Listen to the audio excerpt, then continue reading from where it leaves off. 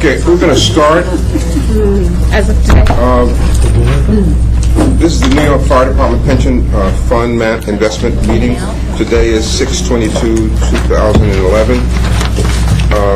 The time is 3 minutes after 10. We're at the New York City Fire Department Headquarters, 9 Metrotech, room 8S7, Brooklyn, New York. We'll have a roll call of trustees at this point. Ranji Nagaswamy. Here. Thad McTee. On his way. He's on his way. Okay. Janice Emery. Present. Steve Cassidy. Mr. Slevin as Mr. Cassidy's proxy. Mr. Slevin. Present.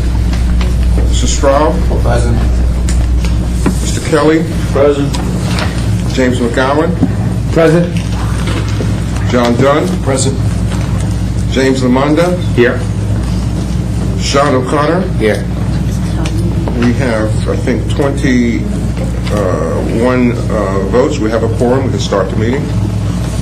We'll start with the public agenda.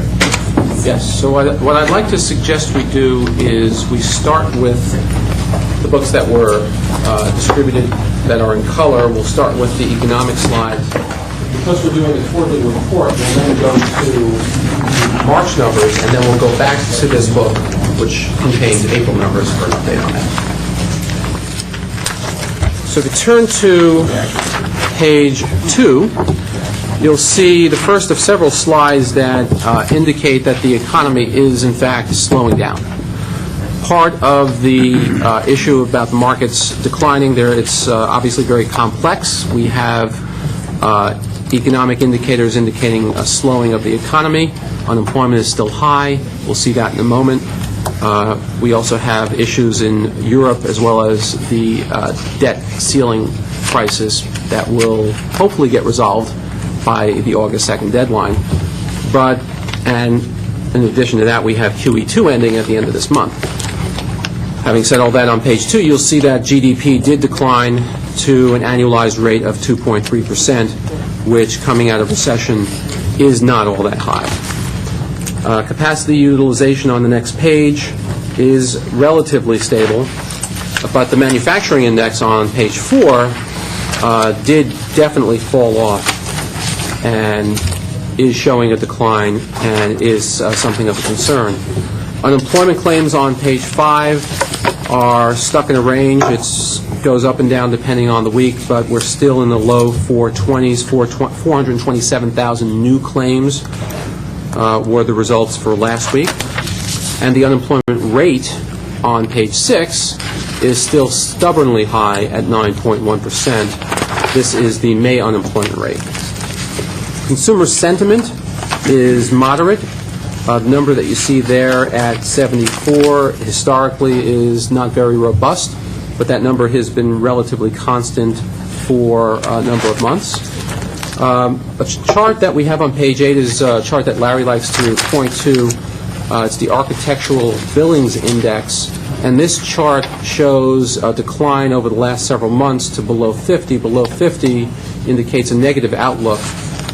Before buildings or commercial real estate is built, you need an architect to help develop the plans, and if this index falls below 50, it indicates that's contracting, and it's a leading indicator as to what new commercial buildings will be going up, so that's not a good sign. Home sales, we have 2 slides on that on page 9. Home sales on page 9 are at a fairly low level, but the real issue is on page 10, which is new housing starts. And as you see, this has been bumping along the bottom for for quite a long time. Retail sales on page 11 have been at a steady state for a while, but have not declined significantly. Auto sales, however, on page 12 have. You can argue that the decline is partially related to the effects of the tsunami in Japan that occurred in March. Time will tell, but the decline to a run rate for the year of below 12 million is not quite as robust as where we were before, which was about 13 million. The index of leading economic indicators is on page 13, and while this shows just a mild decline, we believe that partially that's due to the stock market finally starting to decline as well. Part of what was leading to the indicators going up was a very bullish market, starting with QE2. And finally, we have inflation. And I say we have inflation because we do have inflation. The latest reading was 3.2% on an annualized basis, and I believe the last reading, because this was printed the week before, I believe the last reading was 3.6%. This is the full rating, not the core rate, excluding food and energy. So Bernanke and the Fed are looking to put some inflation in the system, and these results would indicate that, in fact, that they have. So unless you have any questions, we'd like to now go to the quarterly March results. If you don't have this with you, we have some extra copies. This is for the fire department, not the BSS.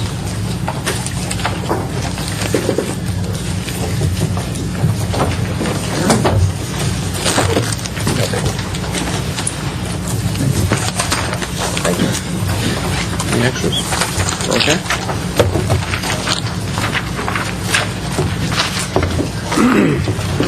So as I mentioned before, the March quarter saw much increased volatility in the markets as unrest in the Middle East. Remember, you have to now transport yourself back about 3 months because we're now towards the end of June.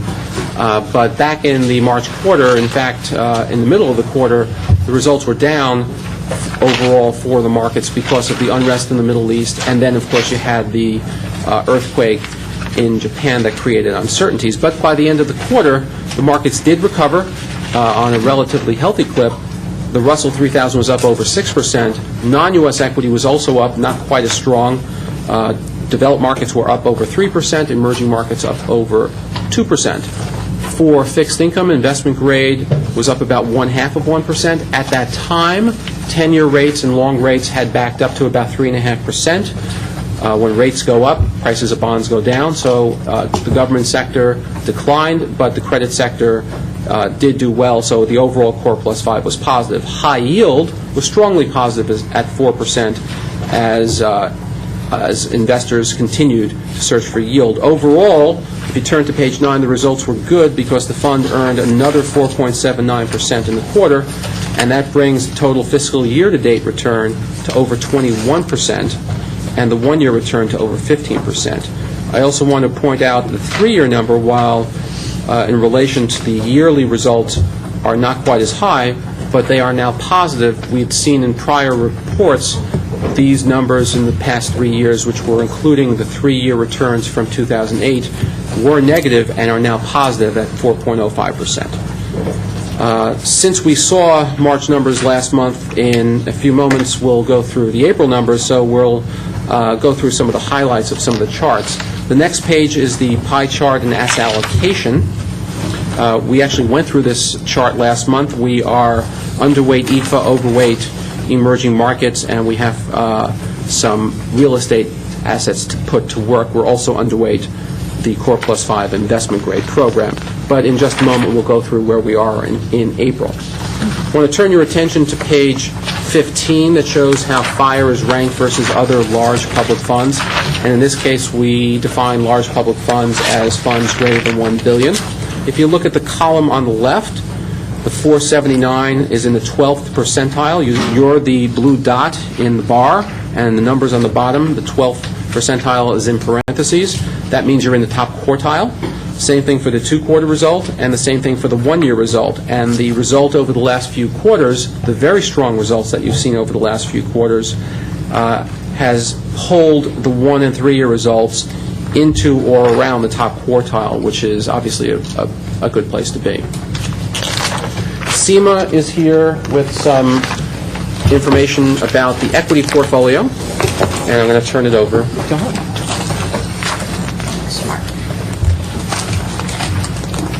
Hi.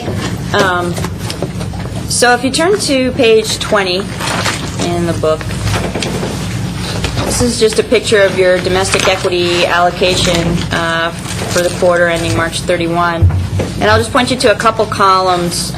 So if you go to the column under overweight, you can see that we're underweight small cap active and overweight small cap passive.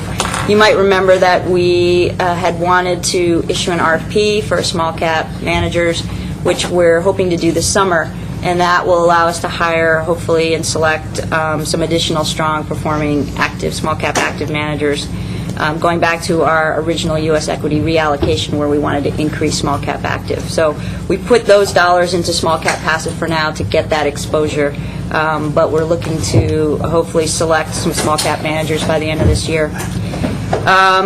Then the next column, the index return, I just wanted to point you to that column because you might remember also as we discussed the rationale for reallocating money out of large cap into more mid cap and small cap, given the historical trend of mid cap outperforming large cap. You can see that trend has continued in the quarter. So if you scroll down a few rows, the mid cap S&P 400 index up 9.36% for the quarter. And a few rows down, the Russell 3000 index fund up 6.38% for the quarter. So that shifting so far is working out well.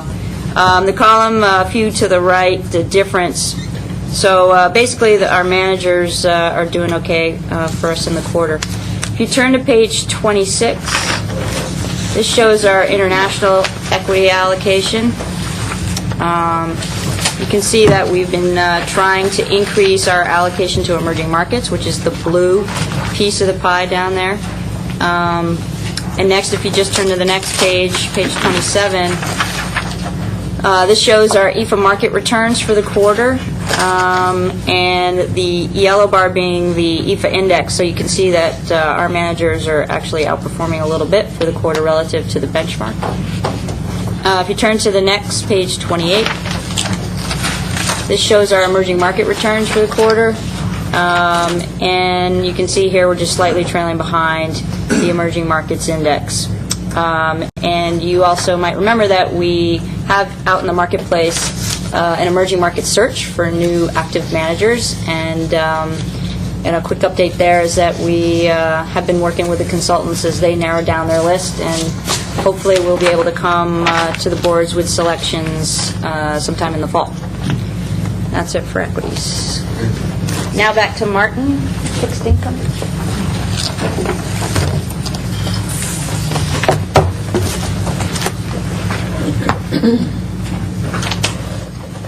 Okay, before we start with fixed income, I also want to point out about REITs. So if you turn to page 29, you'll see your REIT portfolio, which is about 4% of the assets. Very strong results in the quarter, 644. While it was 22 basis points behind the benchmark, the results for all of the longer time periods are well ahead of the benchmark. And in fact, on an absolute basis for the fiscal year to date and last year, very strong, 30% for the fiscal year to date and nearly 27% for the one-year number, all ahead of the benchmark. We also will have a report for you about the REIT RFP as the contracts are expiring. We expect to have that for you next month. As far as fixed income goes, if you turn to page 32, you see a snapshot of where the assets are invested. It's about 30% of the fund, which is roughly what the policy is. That represents $2.3 billion. The largest slice is in red, and that represents the Core Plus 5 investment grade program. Looking at and breaking down the Core Plus 5 program a little further, on page 33 we have it into its three component sectors. If you take a look in the column labeled under and overweight, you will see that we were underweight the government sector labeled treasuries and agencies, and overweight mortgages and credit to a slight extent. That held performance because government bonds returned negative returns for the quarter as interest rates rose. But under the difference column, all of the sectors outperformed. Taking all of those numbers together on page 34 shows the full returns of the Core Plus 5 program. This is 16% of the total fund for the quarter. Compared to equities, the returns look very modest, but they were still positive at 78 basis points, 31 basis points ahead of the Core Plus 5 Index. Fiscal year-to-date, again, a modest return, but positive at 269, over 100 basis points ahead, and a 7% even for the last 12 months, over 100 basis points ahead also. Going out to the longer time periods, the returns were in the roughly the 6.5% to 7% range, with about 4% volatility. And we'll talk about that more when we talk about asset allocation. Page 35 shows tips. The returns here were positive, but were behind the benchmark by 13 basis points for the quarter and by 25 for the fiscal year-to-date. Returns nearly matched the benchmark for the year and were slightly ahead going out to inception for 5 years. This represents about 2.5% of the total fund. High yield was where the action was in fixed income. Investors, as I mentioned in my opening comments, were pouring money into high yield, and then when I say that, I refer to a lot of retail investors who were searching for yield, as well as institutional investors. Lots of retail mutual funds saw lots of inflows into high yield. That didn't reverse until the last week or so, and we'll talk about that in a moment. But if you take a look on the left, it was a very strong return of 386, slightly ahead of the benchmark. The returns for the year, and that's the fiscal year and the one-year numbers, were in the 14% range, also ahead of the benchmark. And returns were ahead of the benchmark consistently going out in time, returning fairly substantial absolute levels of return, with risk that was below the benchmark risk. Convertible bonds are on page 37. The returns are strong on an absolute basis, but behind the benchmark. We've talked about this before, and we'll see in a little moment. Each of the managers are outperforming their benchmark. So why is the program underperforming the benchmark? And that's because the overall program benchmark is different than the individual benchmarks for the managers. And what we're likely to bring to you is a secondary benchmark that is simply a weighted average of the benchmarks that the managers are invested in. But we feel it's important to show this because this is the most inclusive benchmark that's investable for convertible bonds. In another quarter, we will see a 3-year number, and the 3-year number should show good results because when the program first started, that was during the downturn of 2008, and in the downturn of 2008, the managers did very well, having lower negative results or better negative results during the downturn, protecting the assets. Martin, the acronym BOFA, what does that stand for? Bank of America bought Merrill Lynch. Merrill Lynch is the provider of the Merrill Lynch index folks are the provider of the benchmark. I have a question about the converts. The managers here, would they be described as top quartile managers, or are they, where do they stack? I mean, because the benchmark you say is kind of confusing and. When we created the program, we had this conversation because there is no perfect benchmark. So we hire defensive managers, we hire more aggressive managers. When I say that in the context of convertible bonds, it's what sensitivity do you have to the underlying equities? Do you buy bonds convertible bonds that are close to the bond floor, or do you buy bonds that will increase a lot when the equities go up? One of the issues with convertible bond benchmarks is that a lot of the bonds that are rapidly rising because the underlying equity is rising, they become a bigger and bigger part of the benchmark. And a manager who runs a diversified portfolio would naturally cut back and sell into that rally. And so there is no perfect benchmark. Over a market cycle, it should be okay. And that's why I mentioned the 3-year number. When we see the 3-year number, things should be smoothing out a little bit. So, but my question was, take benchmarks, put them aside. If you just look at the convertible bond asset class and you look at all the managers within convertible bonds, how do our managers stack within? Are they top 10%? Where are they? I would have to get back to precisely where they are, but they are outperforming. So I suspect they're definitely in the second quartile. Where they are precisely, I will get back to you on that. All right, thanks. And I'll circulate it with the board. Okay, thanks. This is Junker, just like I know that Robert Coleridge is in the meeting as well as the mayor's office, as well as staff and the chief of the controller's office. For the record. So then we have a page on 38 that shows the opportunistic fixed income, and we'll be talking later a number of times about this program. And you'll see the returns on an absolute basis are very strong, certainly versus the benchmark, and we'll be talking about the benchmark as well. And the numbers in all the periods have been very strong. and it represents about 1% of the total fund. Kathy Martino is here to talk about, next, the economically targeted investment program. Good morning. Good morning.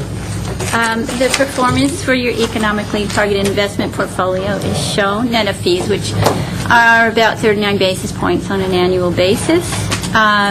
While your 12-month performance trailed its custom benchmark by about 25 basis points, it did outperform for all other periods, including the longer periods, which is what we expect from this portfolio.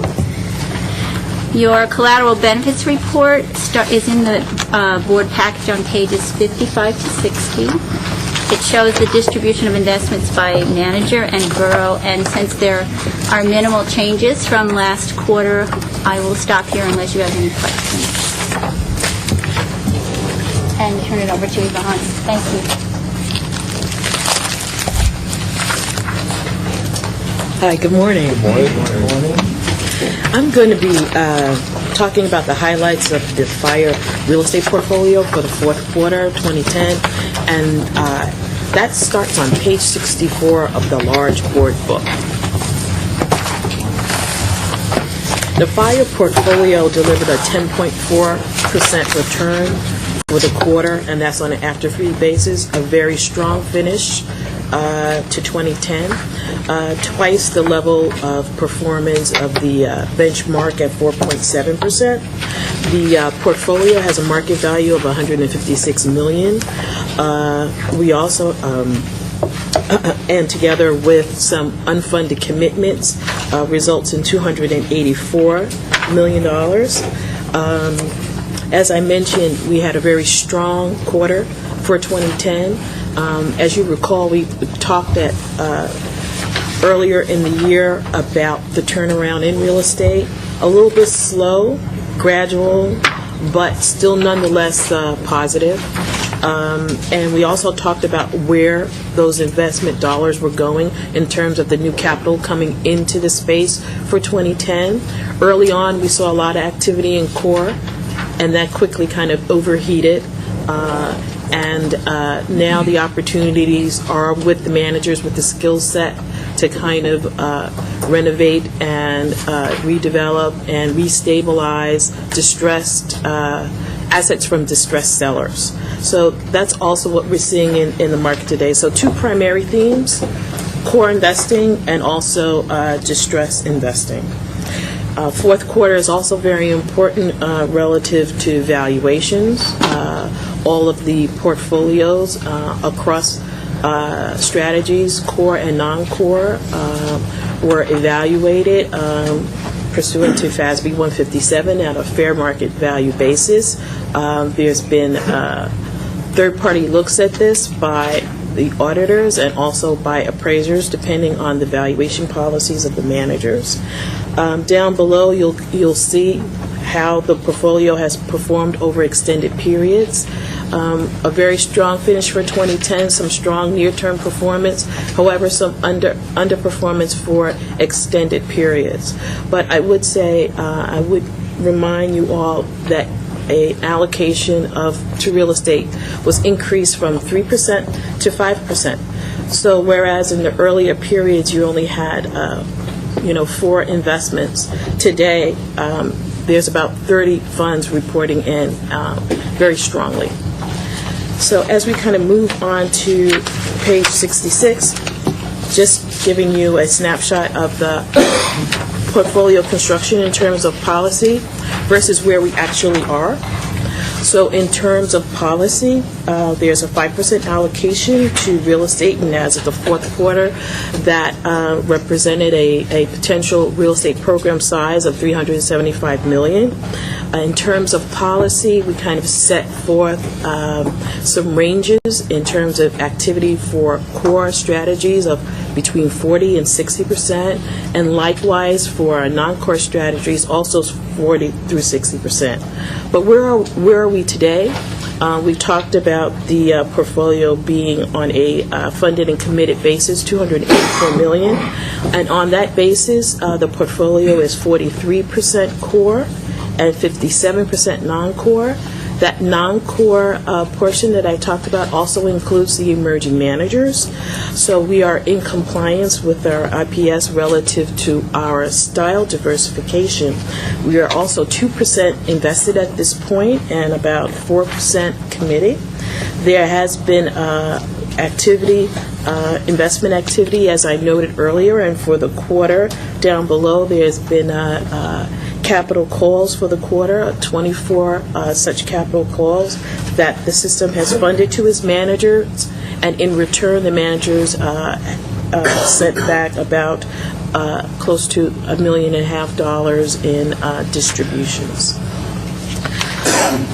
Just looking at the report card, if you will, on page 67, these are the risk metrics that we decided to focus on relative to the performance of the program.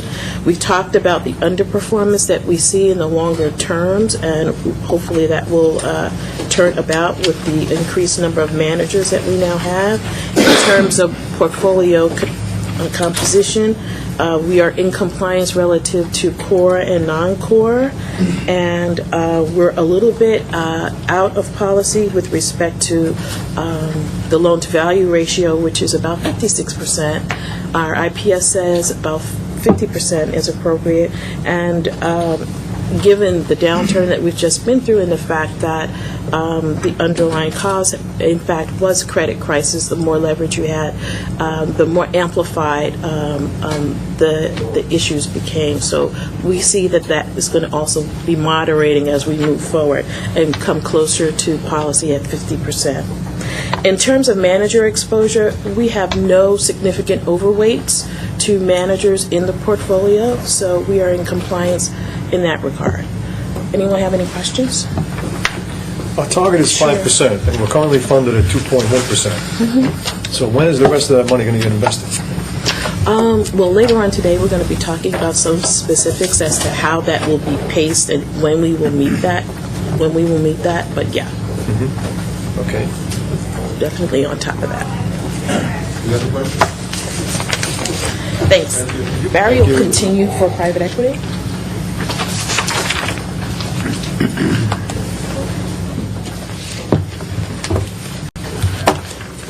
I'm just going to take the next few minutes to talk a little bit about private equity. In the big book, it's on page 73. Just start off briefly with a couple comments on the marketplace today, give people a little perspective since it's the 12/31 report. So if we look back at 2010, there were approximately 2,200 deals that were announced in the marketplace, had an aggregate value of approximately $225 billion, which year over year, so 2010 over 2009, it was an increase of 38%, but more importantly, it was an increase of almost 90% in value. If we look at what the largest deal was back in 2010, it was a public-to-private transaction of Del Monte, a name that people would recognize. Aggregate transaction value was $5.3 billion. It was led by three managers, KKR, Vestar, and Centerview. Those are three managers that are not in the FIRE portfolio, just to put that in perspective. And if we look at the transaction volume today, that number continues to grow. So if we pierce down to the overall FIRE portfolio, as of 12/31, internal rate of return, so the returns of the portfolio since inception, was 10.5%, so it continues to move in the right direction.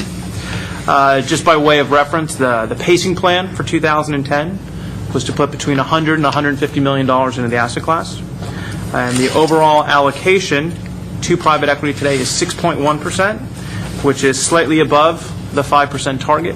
That is a moving target and will continue to fluctuate. If we look on the bottom of page 73, talk a little bit about the overall returns. So as I mentioned before, internal rate of return, 10.5%. If we look at the policy benchmark, which is the Russell 3000 plus 500 basis points, that is at 11.1%, so it modestly underperformed the policy benchmark. In the book, we talk about the venture economics median multiple, and my comments on that would be people don't wake up in the morning and say they want to be in the middle. People don't wake up in the morning and say they want to be average. We believe the appropriate benchmark should be top quartile. That's what everyone should strive to be. While it's always important to strive to be the best, it's at least important to be in the top quartile group. So we will endeavor in the future books to have that benchmark in there. That being said, that number is approximately 12%. So again, underperforming the top quartile benchmark, but moving in the right direction. If we break this down and look at the 1, 3, and 5-year returns, so again, give a little bit more perspective on the returns of the portfolio. The 1-year returns to the portfolio were 18.1%. So while impressive returns still underperform the benchmark, the Russell 3000, again, plus 500 basis points, which is the benchmark, that was 23.6%, so underperformed about 500 basis points. On the 3-year, underperformed about 400 basis points. But what's interesting about this is, again, as people know, private equity isn't a liquid asset class. So when you look at the 1-year, you look at the 3-year, those returns actually are not as important. The more important return is the inception to date IRR, which in fact has only modestly underperformed the benchmark. If you look at the overall portfolio, again, it's still a relatively young portfolio. It's approximately 65 to 70% funded. If we look at where the portfolio exposure is based on the annual plan, based on the tactical plan, it's very much in line with the targeted ranges. And again, the bulk of the portfolio is in corporate finance or buyout. That target is 60 to 80%. We are right at 70%, so very much in line. If you look at venture, you look at distress, you look at secondaries. Venture and distressed, right in that range. Secondary fund to fund is slightly out of that range, but again, it just has to do with the vintages of the overall funds. There was one partnership commitment made during the fourth quarter, which was a $15 million commitment to Trident. Last few comments I would make, again, and the trends here are what are more important. If we look at the fourth quarter of last year, contributions exceeded distributions. So effectively, you were putting more money into the capital calls than you were getting out of these funds. But if we roll forward to today, that has changed. Now we've seen the reversal. More money is coming out of the private equity portfolio than being put into it, so that's an important trend. And the last comments I would make is just where the system is as of 12/31. 77 managers, 115 funds. It's got aggregate commitments of, call it, almost $890 million, unfunded of about $320, and generated an internal rate of return of 10.5% and a net multiple to the system of 1.30. The last comment I would make about this is one of the drivers for this increase in performance has been the exposure to non-U.S. assets. If you look at the overall allocation for the system, 17% of the assets are in Europe, and that's been a main driver of this increased pace of returns. And with that, I would leave if there are any questions. Thank you.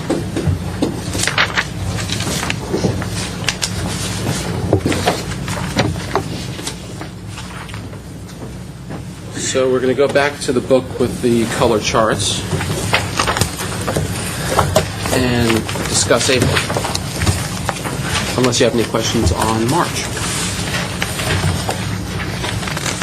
Let's turn to page 16 in the book, labeled Strength of the U.S. Dollar. Dollar is in an interesting point because the European countries are having issues with solving their debt crisis, but the dollar is also under pressure, in theory, because of the debt ceiling issue. So you can say it's a race to the bottom, or you can say it's still a place to go when there are crises in the world. Right now, the strength of the dollar isn't very strong. It's at a low, but it has been coming off the low. And in fact, the yields, as we'll see in a moment, have come down below on the 10-year to 3%. The opposite chart is on page 17, the strength of the euro, which again is a bit surprising considering what's going on with the countries in Europe. 3-month LIBOR is on page 18. It's flat. It's good news for everything that's tied to LIBOR. It's good news to banks lending each other.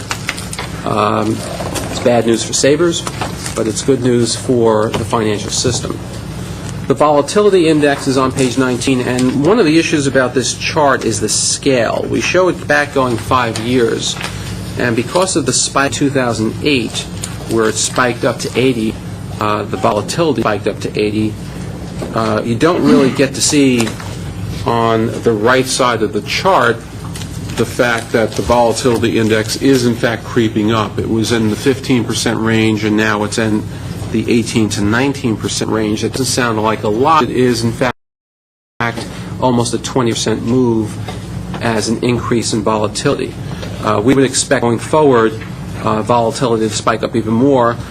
It is an open question as to why it hasn't spiked up even more until now, but obviously investors are a bit complacent because they've heard a lot of the stories about the Greek crisis. This happened a year ago at this time, and it probably would take a shock for the volatility index to go up.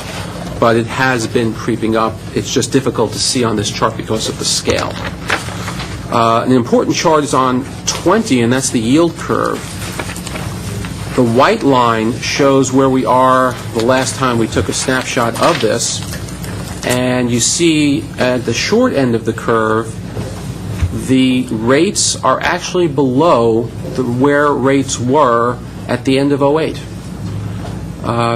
In fact, when you look at the 10-year number, it's right at the 3% mark, and if you look at the next page, the results, when we printed this up, were at 2.99, just below 3%. I believe yesterday the 10-year rate was at 2.95. So investors are seeking the safety of treasuries. It's a bit ironic given the concern that everyone has over the deadline of August 2nd with the debt ceiling. Obviously, investors are on one hand assuming that a deal will be worked out, but on the other hand, where else do you go? So we will be seeing in future reports the Core Plus 5 will benefit from this. Investment grade and high yield, I mentioned earlier that investors are searching for yield. In times of stress, investors give up the search for yield and try to keep what they have. And so if you look at the yellow line, again, it's an issue of scale because in 2008, spreads blew out to such a level that it changes the scale. But as of last week, the high yield spreads were now back up to 529. It was below 500 a week ago. Investment grade spreads barely moved. They're at 140 and they're very high quality. But high yield spreads are moving up, and we'll show you the ultimate effective returns in a few pages. Page 23 is a multifaceted chart. We show you on the left-hand side what the earnings are for the S&P 500 corporations, and that's the blue line that you see going across, and maybe a little hard to read here, but the fact is earnings for S&P 500 companies are nearing their highs, if not at their highs, that they were in 2007.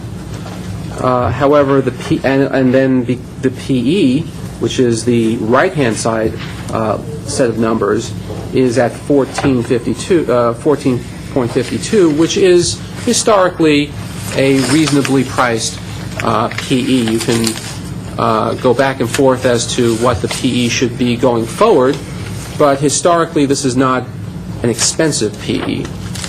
We take the PEs further on the next few pages. On page 24, we show what the Russell 3000 on the top is, EFA, developed markets in the middle, and emerging markets on the bottom. And the PEs are not at a level that would indicate froth in the market. And when we break down U.S. on page 25, you see the large cap on top, mid cap in the middle, and small cap on the bottom. All this does is indicate that mid cap and small cap appear to be a little bit more expensive on a relative basis. How did equity markets do recently? I think we know what's happened. The market's gone down since the end of April. It started in the middle of May, and not gone down in dramatic fashion, but it's gone down in a steady 1% per week to the point that we're down in equities about 7% from the high, depending on, of course, what equities are doing yesterday and today. If you look at the chart, the white line represents the Russell 3000, and so from the beginning of the chart, which would be a point in May of last year, markets are up, but obviously in the last few months, that white line has started to tick upward. Whereas if you look where September is, when the rumors of QE2 started, the market started effectively going up in a straight line. Mergers and acquisitions are happening, but they're happening at a reduced rate. And that ends the economic charts. I do want to show you on page 28 where the market value of Fire is as of the end of April. And the market value for April was $8.161 billion. This is a new high. We would expect the market value for May to be lower than that because the market went down in May, and we'll show you that in a moment. So this goes back nearly 10 years. The market value for the year you see on the next page, on page 29. Again, 8.161 is the ending point, and there were really only 3 months that the market went down. It went down last August, it went down in November, it went down right around this time last year during the Greek crisis, but it clearly made up for it, and QE2 played a big part in that. The asset allocation is shown on the pie on page 30. We're going to go over asset allocation in a little bit, but this shows you where you're overweight and underweight. We have to put money out in private equity. That's shown in green bar on the bar charts on the bottom. We're underweight developed markets, overweight emerging markets. We're a little bit overweight REITs and equity. Again, we'll be talking about this in the context of asset allocation going forward. We're underweight the Core Plus 5 investment grade, and we've been selling high yield to take some profits in high yield while the high yield market is open and you can take the profits. You'll also see opportunistic fixed income is below the policy weight, and we'll be talking a little bit more about that going forward as well. The next page, in very small numbers, gives you the precise amounts that were over and underweight in each of the sectors. Page 32, if you look at the left, or the month ending April, the fund earned another 2.68%, bringing the fiscal year-to-date total to 2513. If you take a look on 33, the one-month number, that's the column of numbers on the left, you were roughly in the 2 to 3% range in U.S. equity. You did even better non-U.S. equity. So I mentioned in the March quarter, U.S. did better than emerging markets and developed markets. That sort of reversed in the month of April. Again, all the numbers were positive, and even fixed income did well. But if you turn the page to May, on page 34, you start seeing negative numbers for the first time, I believe, since November. Markets were down 1 to 2% in the U.S. and 2 to 3% overseas. Fixed income did well, and that's because rates went down. As I mentioned, the 10-year rate is now at or below 3%. High yield, believe it or not, was up, but it was up fractionally, and convertible bonds were down slightly, and that's because of the sensitivity to the equity market. The following pages show the returns of individual managers. The returns that we have here are plus or minus amounts that you would expect to see month by month. So unless you have any questions, or Seema, do you have any items to point out here? So unless you have any questions, we'll move on to the next agenda. But that's what happened in April. April was a good month. You'll see next month, May, the returns were negative. We're attempting to preserve the returns for the fiscal year. The returns, as you saw, were in the low 20% range, and probably now after May and where we are in June are probably at 20 or a little bit below 20. We'll have exact numbers for you at the next meeting.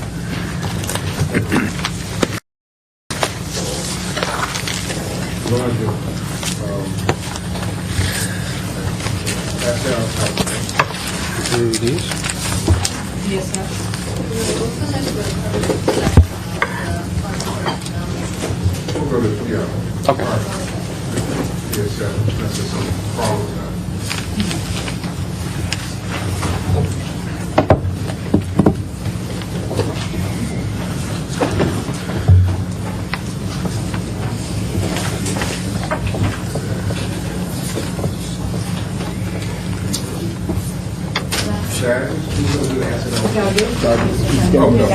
Oh, we are going to do the estimate. Great.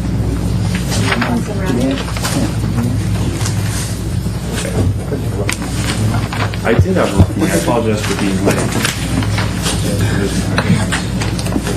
Where is it? That's it. Oh, the flight. I drove that. Part of the problem. So can I just go ahead and start? There we go. So this presentation is an update to the discussion, the broader discussion we've had over the last year, and then certainly at the last May meeting. At the May meeting, you recall, I think we reached pretty close to an agreement in general on directionally where we were going with the new policy. Bob raised the question of the policy that we had talked about at the last meeting technically exceeded the basket clause, the current 25% basket clause. We went back and listed two of the allocations. So if you turn to page 4, mix D on the right is what we're focused on. And the adjustment that we made was we adjusted down one category that was a 100% hit to the basket, which was emerging equities. That had been actually at 7.5. We reduced it to 6.5, which actually is about where you are right now because you're tactically overweight emerging within the range that you've set. And so if you go down the category mix D, the red highlights the changes there. I'll start in the equity category. You know, the broad recommendation that we've made is to reduce your equity risk and to spread that out essentially into some of the other diversifying fixed income categories, including the opportunistic fixed income category, and then also the alternative asset areas, including private equity and hedge funds. So the domestic equity category, based on the recommendation, the current policy is 40%. We're, I believe, very close to that right now. The recommendation would be to reduce that to 29%, so reduce it by about 11%. We would also recommend reducing the international developed market and then raising the emerging equity market. So we're adjusting the equity mix a little bit as we reduce the size of the equity basket in your portfolio, or the equity portion of your portfolio.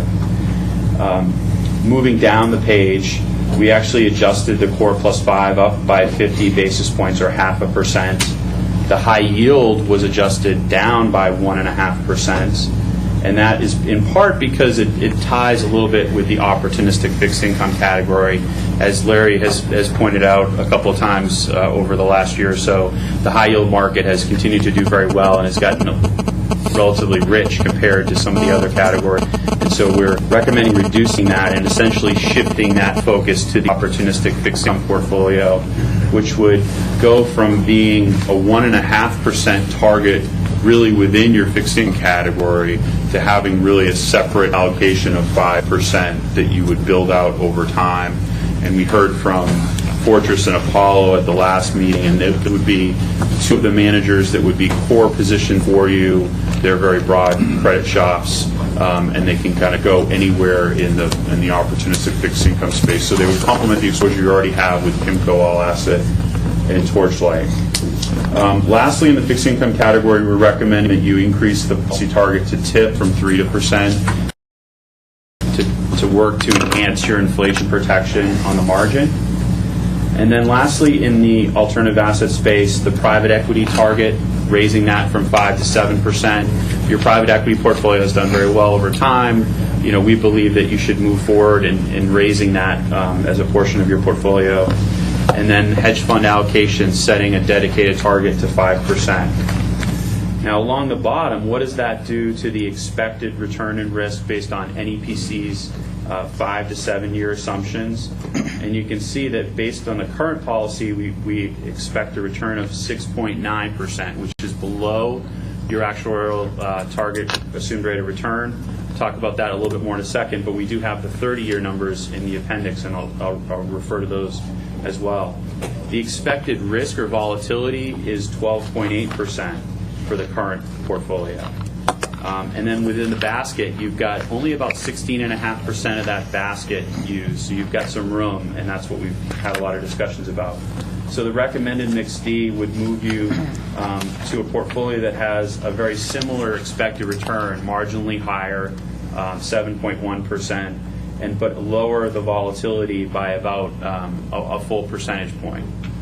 And so we view that directionally as the way you should be heading.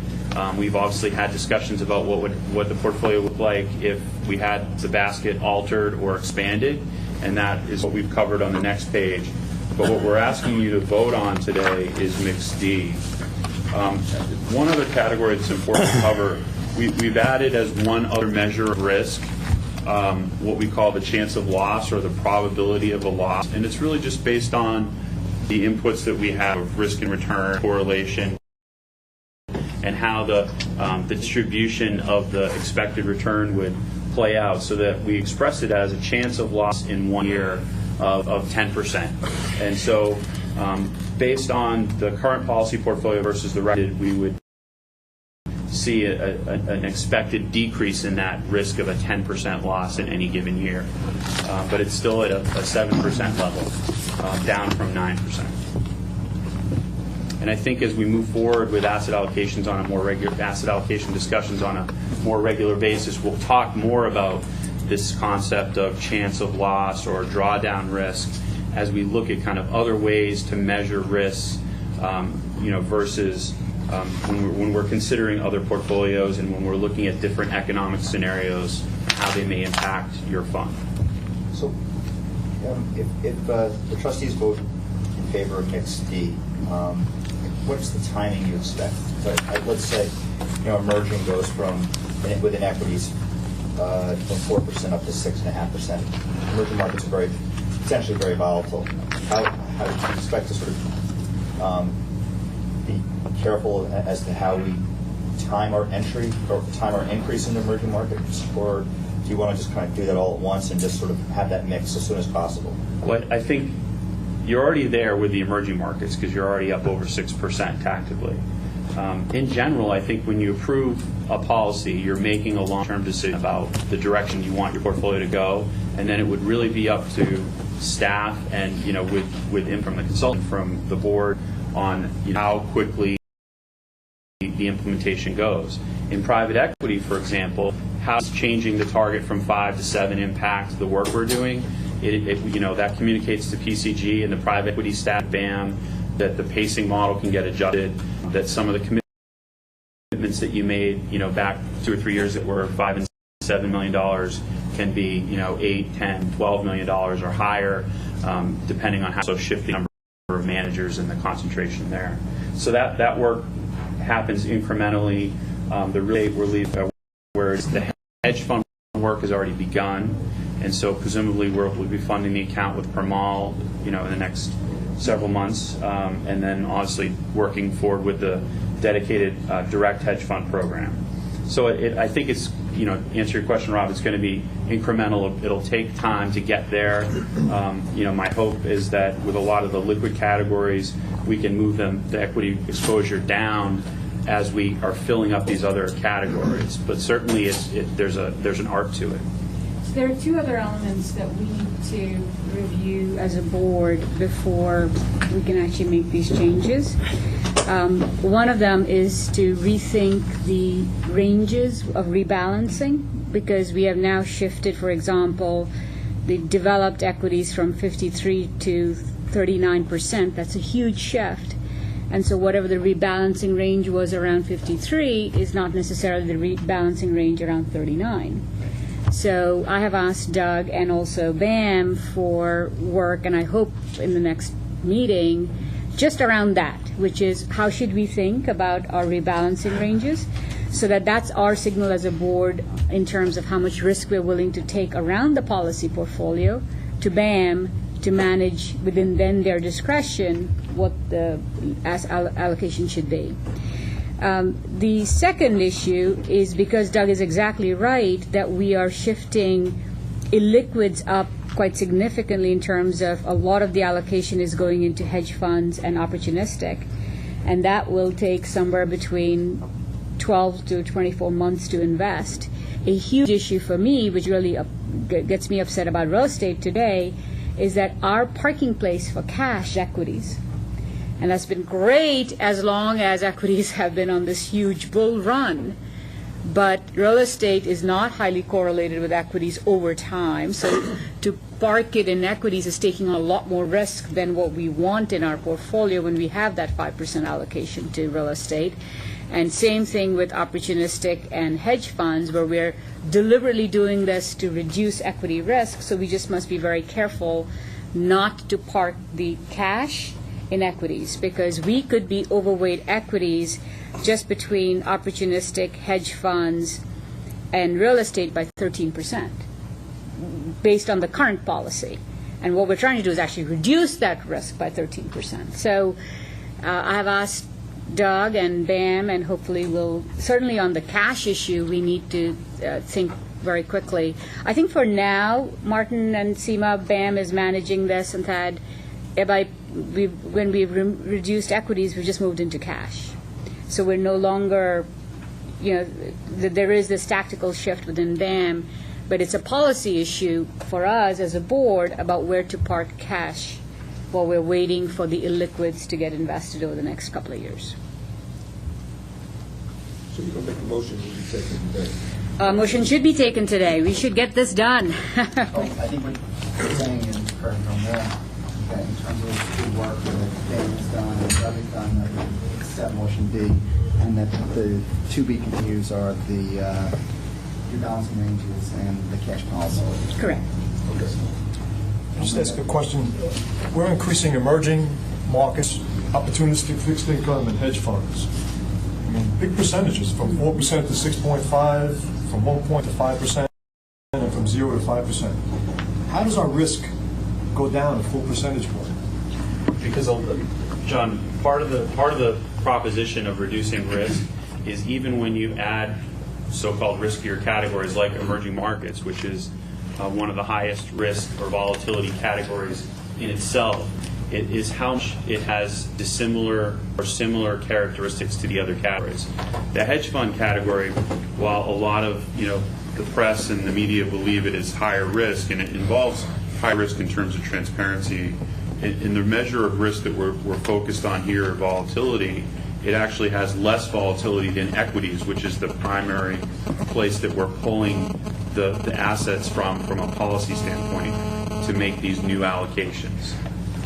So you're reducing one risky category and spreading it out across categories that have different risk characteristics, and on balance as a portfolio, it reduces your expected volatility by not quite 10%, but pretty close. It's a good explanation. Thank you. So if there are no further questions, I'd make a motion that the board adopt Mix D as outlined in the NEPC presentation on page 4. Second. Any objections? I would just suggest to the board that given that the basket allocation at 24.2%, once fully invested, may be one that could trigger the 25% rule, that there be some language just put in to recognize that it will take some time for this to be implemented up to that level, by which time the law might even change, but that the board is specifically understands that it has no intention of violating the 25% basket rule, even though mathematically this looks pretty close. Thank you, Ben. Okay, so is there an amendment to the motion? Or? No? I think this is Okay. Cautionary. Okay, then. Yeah. So I think I asked within objections. No objections? Hearing none, the motion passes.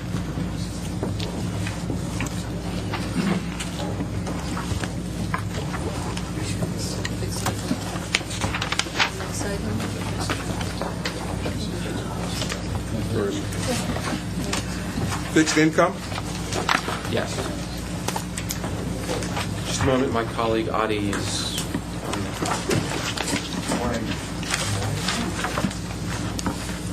So, we're talking today about the investment policy statement for the opportunistic fixed income program. This is on page 105 of your agenda package.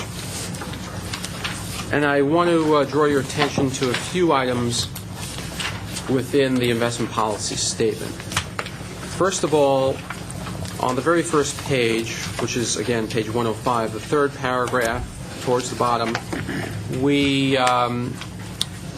included a paragraph that describes something that's new in this program than what we've had before. Previously, we've only invested in funds, and now we're going to be talking about strategic separate account mandates. So we specifically identify that here. So I want to draw your attention to that. I also want to draw your attention to the asset allocation on the very next page, which is labeled 2 on the bottom, page 106 on the top.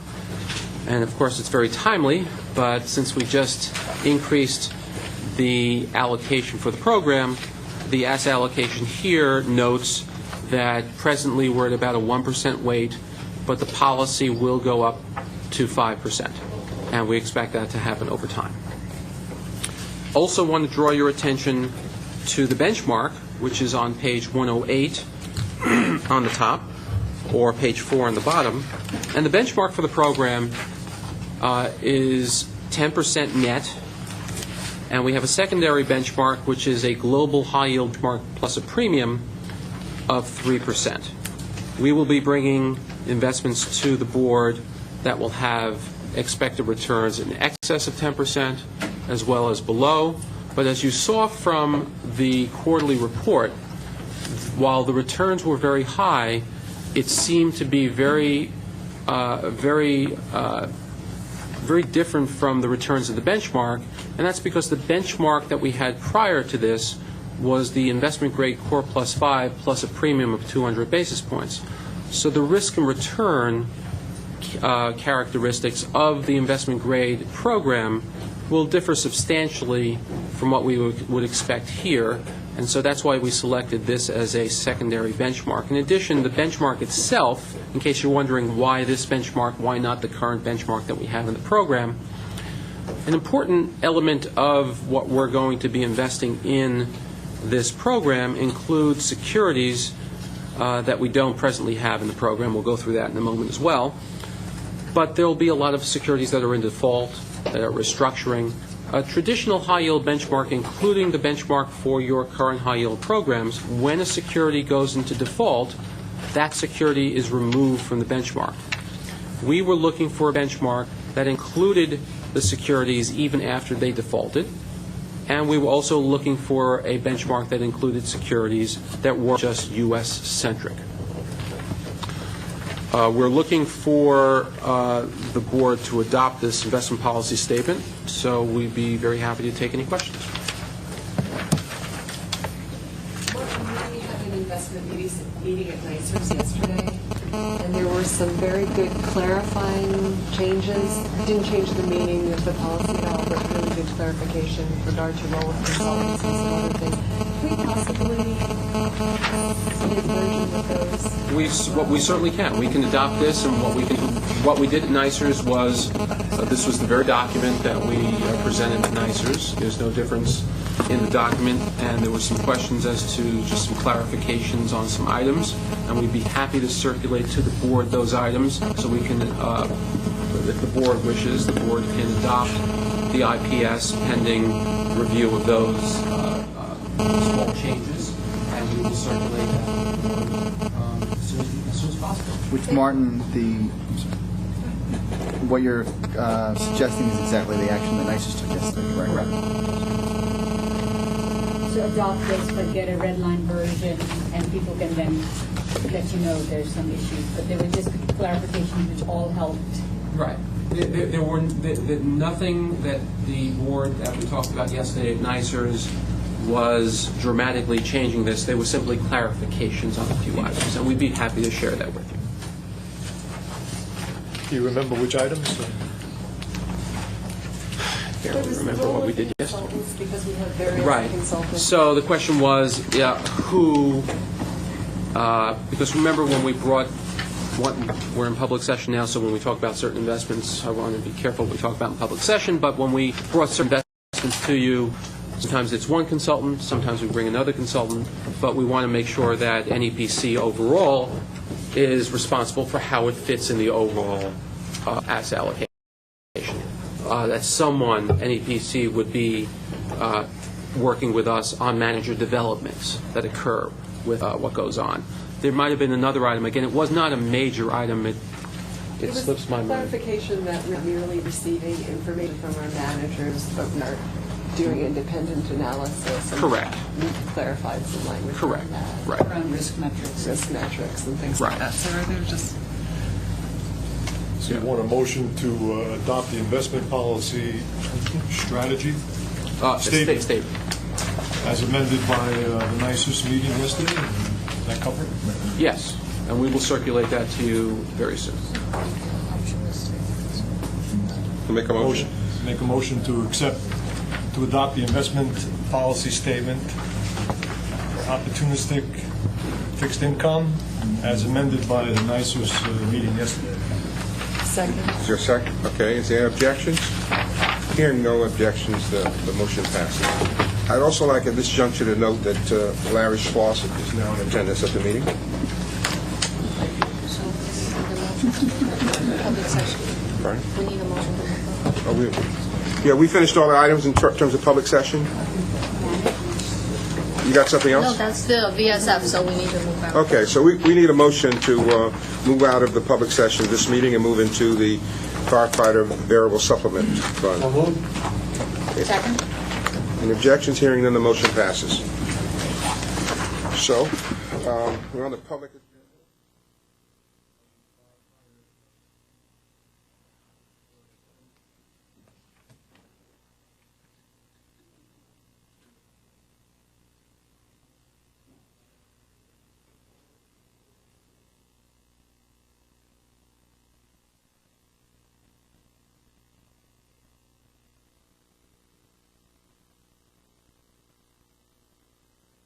I just called Ms. Ranji Nagaswamy. Ranji Nagaswamy?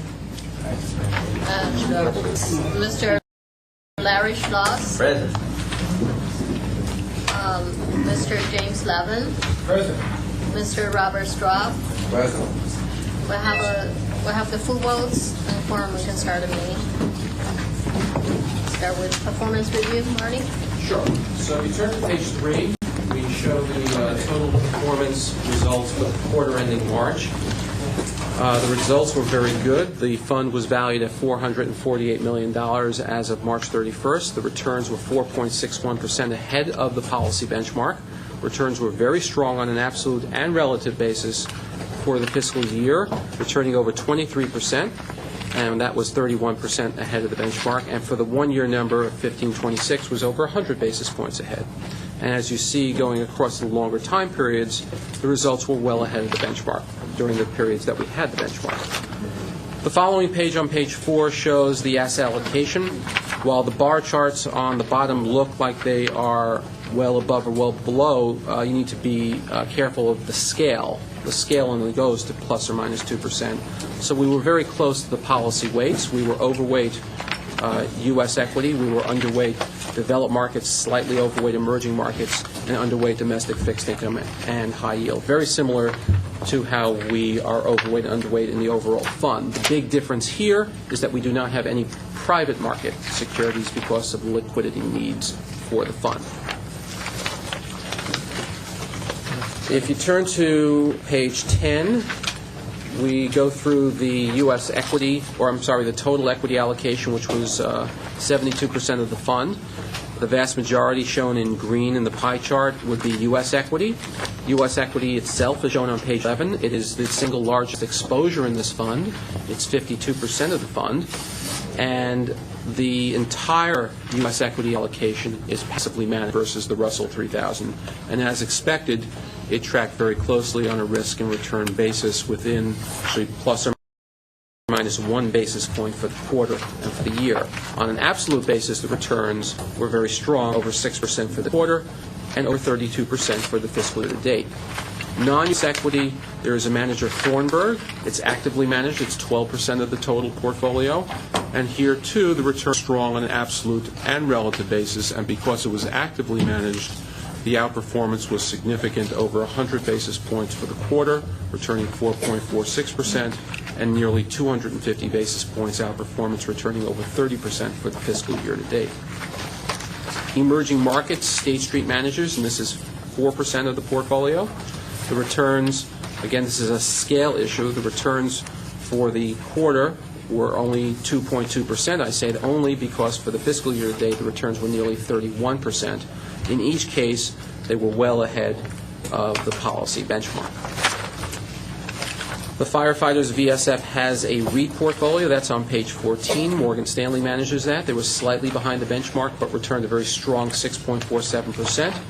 But throughout the history since we hired them over 5 years ago, the returns are well ahead of their benchmark, the Wilshire Real Estate Securities Index, and in fact for the fiscal year to date and trailing 12 months were in the 27 to 31% range, so strong on an absolute and relative basis. So managers for firefighters on the equity side did very well.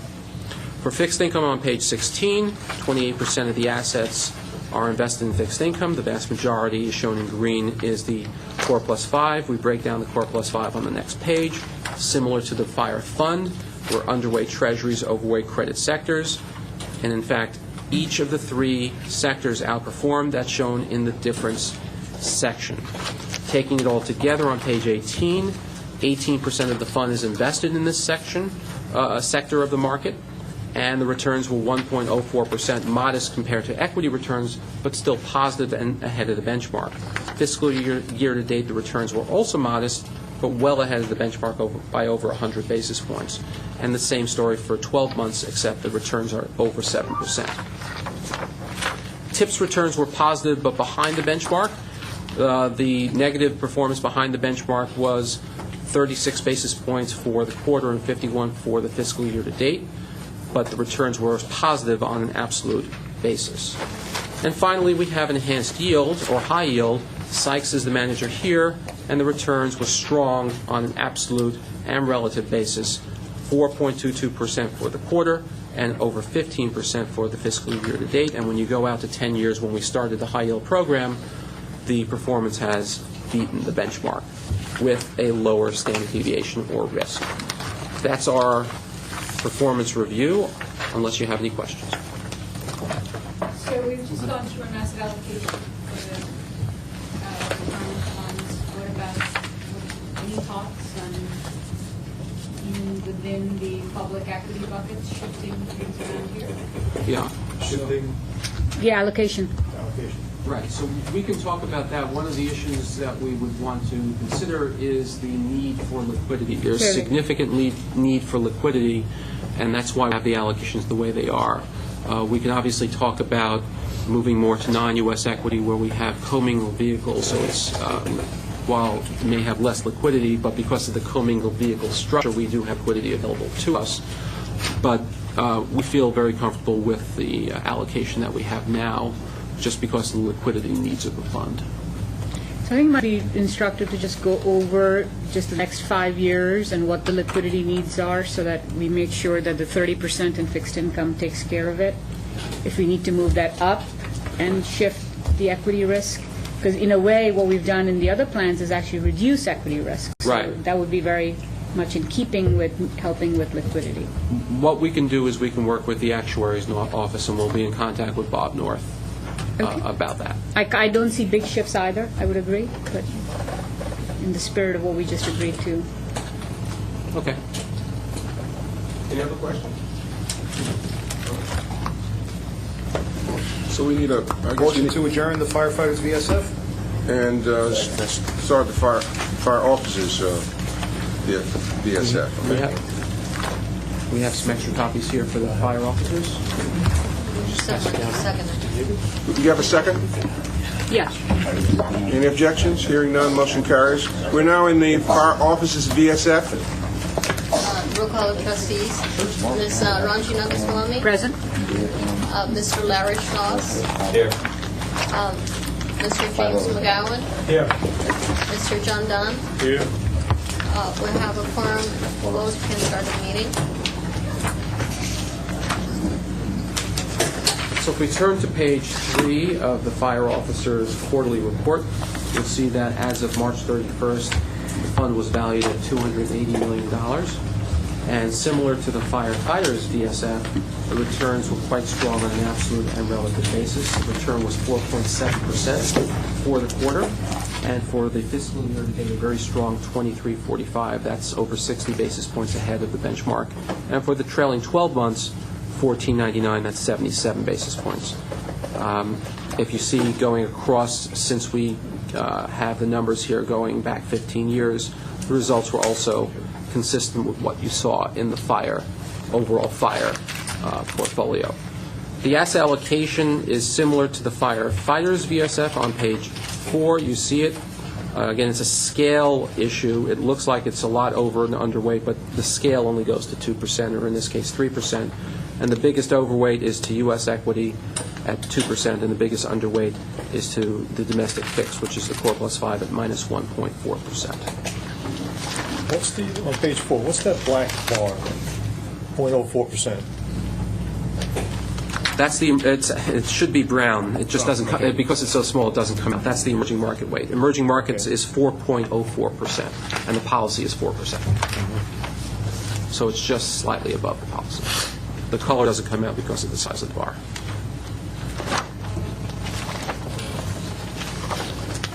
So looking at the equity allocation on page 10, about 73% of the assets were invested in equity, and the bulk of that was invested in U.S. equity. Page 11 shows the U.S. equity, and just like the firefighters VSF, it's entirely passively managed. And as you would expect, it tracked the return and risk characteristics of the underlying Russell 3000 benchmark, which during this time period showed very strong results, over 6% for the quarter and over 32% for the fiscal year to date. The previous year has, of course, brought up the longer-term results. The developed market program on page 12 is actively managed, and that's why you see bigger differences between the results that's shown in blue versus the benchmark results shown in yellow. The good news is the manager here, Philadelphia, has beaten the benchmark by a wide margin for the quarter and for the fiscal year to date. We're in the 200 basis point range. The fiscal year to date is over 30%, and the quarter was a 5% quarter. The emerging markets is State Street, and the results here are similar, strong numbers and outperformance for the most recent period. REITs is the same manager as firefighters. It's Morgan Stanley. They were slightly behind for the quarter, but on an absolute basis returned 637. But for the fiscal year to date and the trailing 12 months, the returns were in the 27 to 31% range and well ahead of the benchmark. And you'll see even with those strong returns, the 3-year number is still just barely positive, but it is, and it is well ahead of the benchmark. So the active management in this case has done its job. Fixed income starts on page 16. 27% of the assets are invested here. The bulk of it's in the Core Plus 5. The Core Plus 5 is broken down the 3 sectors on page 17. And each of the managers, PIMCO, BlackRock, and T. Rowe Price, has outperformed their sub-sector benchmark. We are underweight the Treasury or government sector, and we are over. Who's T. Rowe Price? Who else? Is in the credit sector. BlackRock is in the mortgage sector, and PIMCO is the government sector manager. This is also in the appendix. The good news is each of those managers outperformed their individual benchmarks, and taken together on page 18, you'll see that led to a 42 basis point outperformance for the quarter, which was good because the overall benchmark was only 47 basis points. For the fiscal year to date, the 9 months ending March, the return was 331. That was 177 basis points ahead. And for the year, 181 basis points ahead, which is good in a very modest expected return asset class. And that brought the entire results going back 10 years since the inception of the program to numbers that we would expect to see, in fact, even exceeding the numbers that we would expect to see. The overall level of return is in the 6 to 7% range with modest volatility. TIPS, the manager underperformed, but by a modest amount. The long-term results versus the benchmark are modest outperformance, but overall the results are near the benchmark and are positive numbers. And finally, we have high yield, and it's the same manager as the firefighters, VSF. The manager is Sykes, and they outperformed in a similar fashion here for the quarter, returning 4.28%, 48 basis points ahead. And for the fiscal year to date, over 15%, over 166 basis points. I'm sorry, exactly 166 basis points ahead. And for the 1 year, returning 1481 well ahead. And if you go out to the longer time periods, the results were ahead of the benchmark with a lower volatility. I suspect Ranji will have the same question about are we reviewing the asset allocation, and we will be talking to Bob North about that. It's basically the same conversation. Thank you. I'd love to be so predictable. Any other questions? That was the only question we had. Ranji's question. But any other questions? All right. Well, we need a... Just in the appendix. Yes. On page 22. Yes. The number for Bank of Ireland. Yes. Why is that there? Yeah, why is that? Is that cash? No. What we have here, and this is unique to non-U.S. equities, we have something called tax reclaims. So we're a tax-exempt organization. This account is tax-exempt. So when you're dealing with foreign governments and foreign bureaucrats, we have to certify that we don't have to pay the taxes. So even though the manager no longer exists, the tax reclaims for the tax that we paid on the dividends still exists. So we still have what's called a receivable coming to us. So at some point, it's a very small number on a relative basis. It looks like it's about $20,000. That number will be coming back to us, and it's effectively sitting on someone from the tax bureau in some country that they did business. And we keep it on here to show you that we're following up on that, and at some point it zeroes out and it moves into cash. This is unique to non-U.S. investments. So since John brought that up, on page 23, at TIPS, is PIMCO an active manager? They are. So is that a typo where in every single period they've just matched the benchmark? That is a typo. Okay. The correct number is in the bar chart. I'm glad you read this. Well, but you know how I feel about this anyway. Yes. The correct number, actually, we don't show the correct number. I will email it to the group. What is the number? Do you know it? So Actually, 1.72 is incorrect? Which number is height, incorrect? actually. Well, if you look at all these numbers for 1 year, the manager and the benchmark are the same. The first three columns. Yeah. That just can't be. If you pardon me, I have the correct number here. No, it's true for everything. No, I think it's right. It's the manager and then the composite. Oh, I'm sorry. Yeah. I'm sorry. In this case, the 3 months is the year-to-date. So, I see. It's because if it's one manager, they are the total. The 3 months is the year-to-date. It's just a 3-month period. So it's what the Doug numbers said. are correct. So there's It's what Doug composite. said. So in some cases... If there's only one manager, it is the same number by Right, definition. So for PIMCO government at the top, the total government in green is the composite, which wraps up both the PIMCO account and an account you had prior with Lehman, I think it was. That's right. And so it brings the history out to 10 years, but it's not PIMCO's sole history. So in PIMCO's case, you have the stars because in the last RFP, we replaced the manager with PIMCO. So we don't show the old manager, but the old manager's number is included in the composite. Understood. So my mistake, the numbers here are correct. This is Martin's baby, and it's done very well. Portfolio. Any other questions? So, a lot of times at our general membership meeting, when we talk about the VSF, we never traded in the VSF. That's an incorrect statement, isn't it? We paid, I think the composite from all the unions that received the VSF was $150 million to create the defined benefit, but we still retain control of the fund, obviously, right? I think you've got several questions in there. But with respect to the ongoing investment management of the fund, yes, there is continued control. I'd have to look and defer to the law department, but I believe in the event there were a tie on some issue in voting, should the equity allocation go below a certain percentage, the city is entitled to have an extra vote on the board. But the routine is that there are 2 members of the labor organization and 2 members of management. And given the current situation, that's the way it operates. With respect to the question of the trade-in, although the fire officers' variable supplements fund quote, traded in and switched from a purely what we used to refer to as the defined contribution variable supplements, where whatever was paid was based on excess returns being skimmed over to the fund, to what is now the scheduled benefits that is defined, currently $12,000 per year.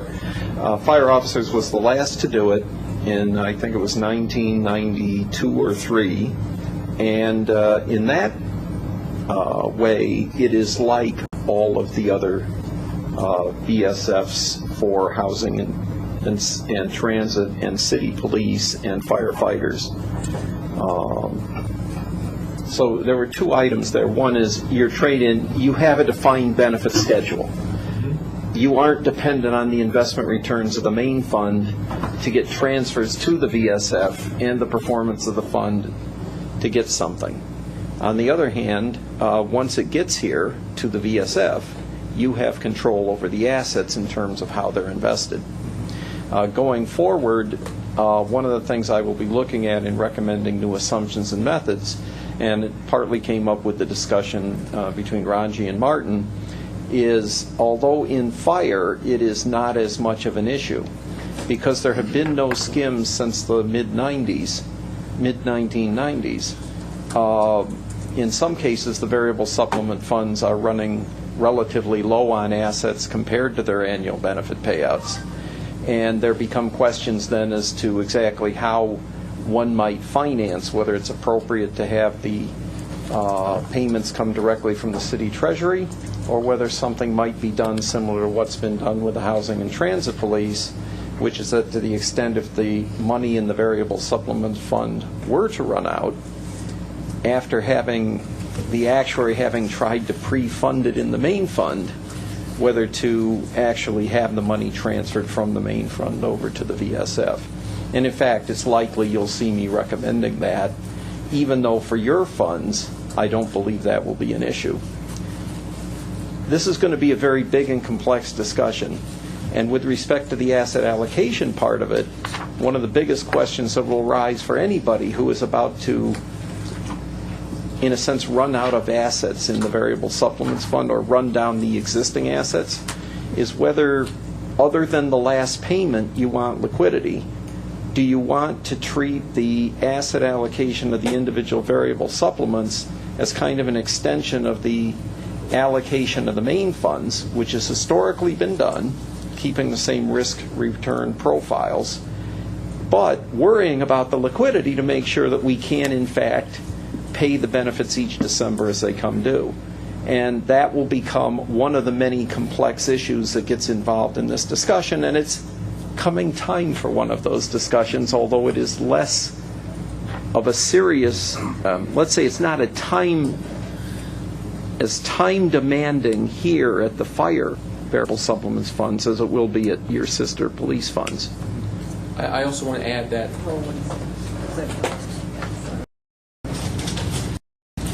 That answer was so long she ran out of paper.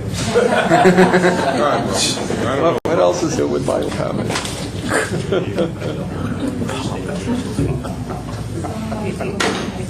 Paragraphs. So do you. You do chapters.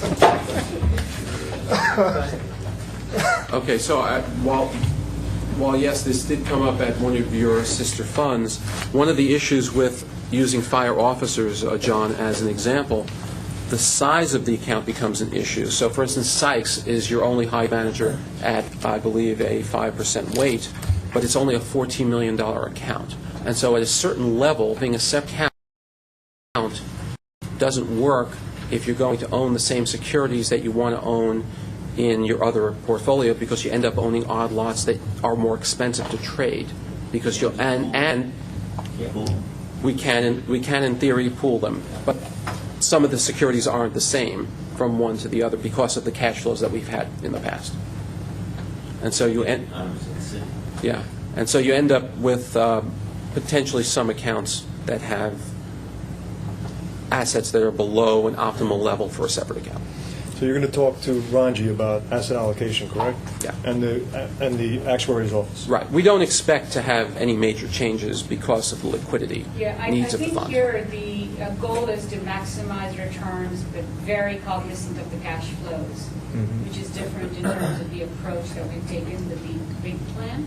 So I just want us all to have that philosophical conversation when we come back, because we can't ignore the cash flows, and we should just be very mindful, that's all.